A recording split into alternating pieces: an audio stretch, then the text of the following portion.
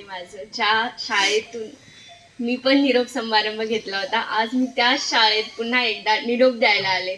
आणि जे बॅचमुळे आमचा निरोप समारंभ झाला होता त्याच बॅचला द्यायला आले, हे खूप अभिमानाची गोष्ट आहे. आणि आदरणीय विचारपीठ, मुख्याध्यापक सर, सर्व टीचर वृंद आणि सर्वांना माझा नमस्कार. आज जे कार्यक्रम आहे, ह्याच टायमाला आम्हाला सरांनी चिमण्याच्या घरट्याची गोष्ट सांगितली होती. ती आवर्जून मला तुम्हाला सांगावीशी वाटते. जे चिमणीचं घरटं असतं, जेव्हा ते बाळ अंड्यातून निघतं त्याला उडायचं माहीत नसतं. त्याला खायचं पण ते जाग्यावर घेऊन येतात त्यांचे मम्मी पप्पा वगैरे जे असते, पण त्यांना खायचं पण आणायचं हे नसतं. पण त्या पाखरांना कसं उडायचं शिकवायचं हे त्या आईवर डिपेंड असतं. उडावं तर लागेल, खायला प्यायला तर लागतेच. ते उडल्यानंतरच खायला प्यायला घेऊ शकते. तसंच आहे, तुम्हाला आज हे शाळा सोडायची आहे, पण शाळा सोडताना जे दुःख होतंय ते दुःख आतापर्यंतच कामी येते. पुढे पण तुम्हाला काहीतरी शिकायला भेटेल, पुढे पण काहीतरी वेगवेगळ्या गोष्टींना तोंड द्यावं लागेल. असं काहीतरी पुढे चांगलं असेल असं विचार करून आज तुम्ही शाळेला निरोप देताय. सर्वांचं तर चांगलंच आहे, सर्वांचे म्हणजे उत्कृष्टच आहे. कारण की जितकी आमच्यावर मेहनत घेतली होती सरांनी, त्याच्यापेक्षा किती पटीने जास्त तुमच्यावर मेहनत घेतली आहे. आणि सरांचं शिकवण्यावर काही डाऊटच नाही आहे, कारण की सरांनी जे शिकवलं, जे मार्गदर्शन दिलं, जितकी पुस्तकं वाचली, तुम्हाला ते पुढे ना पुढे खूप कामी पडेल. ह्या इच्छेनं ते वाचलेलं सर्व लक्षात ठेवा, म्हणजे की कोणत्या गोष्टी कुठे उपयोगी पडतात ते सांगता येत नाही. खास करून तुम्हाला सांगावंसं वाटतं, खास मुलींना, कारण की आपलं नॉर्मल जे माइंड असतं, माइंडच्या विचारानुसार आपण चालत असतो. 12वीपर्यंत शिकायचं, नंतर आपली उत्सुकता पुढे पण असली पाहिजे. आपल्या फॅमिलीला कसं मॅनेज करायचं ते आपण स्वतःवर डिपेंड आहे. की मला पुढे शिकायचं आहे असंच आपलं एक दृष्टिकोन असलं पाहिजे, की मी 12वी झाली थांबणार नाही, मला पुढे काहीतरी करायचंय, माझ्या स्वतःच्या याच्यावर उभं राहायचंय, मला स्वतः काहीतरी करून दाखवायचंय, अशी सर्वांनी इच्छा ठेवावी, खास करून तुम्ही. आणि पुढे शिकावं.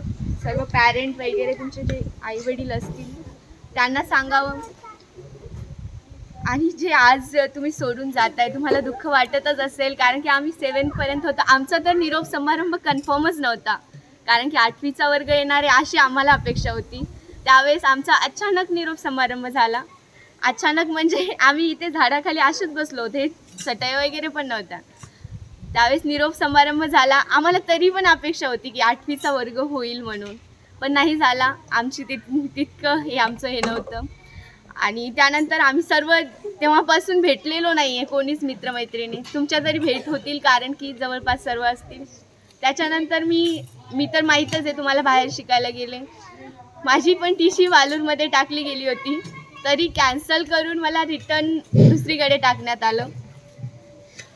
पण ते माझं भाग्य होतं की माझी पूर्ण आई वडील असतील ते सोबत होते, त्यांनी मला शिकवण्याचा प्रयत्न दाखवला. आज म्हणून मी काही नाही झाले तरी डॉक्टर म्हणून माझ्या नावापुढे लागते, हे खरंच चांगली गोष्ट आहे. आणि तुम्हाला मार्गदर्शन करायचं म्हणजे खास करून तुम्ही आता चालला असतात प्रत्येक गोष्टीचं जास्त म्हणजे अभ्यासाकडे लक्ष द्या. ज्या अभ्यासामुळे आपण काहीतरी करू शकणार आहे, काहीतरी करणार आहे, त्याच्याकडे आपण लक्ष दिलंच पाहिजे. दुसऱ्या गोष्टी असतील, दुसऱ्या गोष्टींकडे पण लक्ष द्या, पण इतकं लक्ष देऊ नका की तुम्ही त्यातच गुंतून जाल आणि अभ्यास म्हणजे तुमची सेकंडरी गोष्ट होऊन जाईल. ऑल द बेस्ट सर्वांना, ऑल द बेस्ट. आम्हाला तर त्यावेळेस असलेले टीचर्स, खास करून मैफत सर, आज तर नाही आहेत ते आपल्यात. मैफत सर असो, काकडे सर असो, रुपनर सर असो, प्रत्येक टीचर, माने सर असो. माने सरांनी तर आम्हाला सर्वात जास्त काही द अल्केमिस्ट असे बुक वाचून दाखवले, जे की कोणाला माहीत सुद्धा नाही आहेत. जे दुसऱ्या देशातले प्रकाशित झालेले बुक आहेत ते आम्हाला वाचून दाखवले. त्याच्यातून भेटलेलं ज्ञान असो, प्रत्येक गोष्टी असो, त्यांचा खूप फायदा झाला खरोखर. सर तुम्ही म्हणलाच होता की प्रत्येक पॉईंटला जिथे माझ्या गोष्टी आठवतील तर मी सक्सेस झालो, पण ते आठवल्या त्या काही गोष्टी. Thank you sir for this support. आणि त्याच्यामुळे आम्ही आज इथे आहोत. सर्वांना ऑल द बेस्ट आणि शुभेच्छा पुढच्या वर्षासाठी. थँक्यू.